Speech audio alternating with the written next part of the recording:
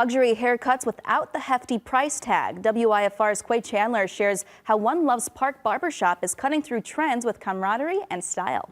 I think what works best here is that everybody has their own personality. Brent's Barbershop's all-black facade, alt-rock vibes, and tattooed barbers may initially intimidate, but inside, a close-knit community using camaraderie and proficient practices offer affordable high-end haircuts.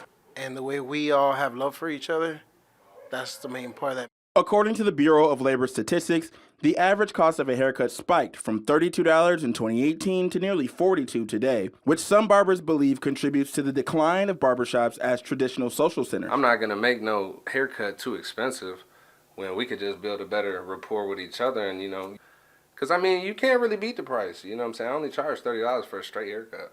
In response, many barbershops now target higher-end clients, furthering price hikes. Brent's Barbershop takes a different approach. With diverse services and price points, male and female stylists, Brent stays profitable by keeping the shop full. Being professional, Every time someone comes in, I try to make them feel like at home. Welcome. I kind of read them, know how they are, but not even think they know I'm open. According to Brent Beecher, the camaraderie keeps the shop busy, even after hours, adapting to economic pressures by fostering community. We're real barbers, but the people we interact with on an everyday basis, we're friends. A lot of good people come in here. In Rockford, Quay Chandler, WIFR News.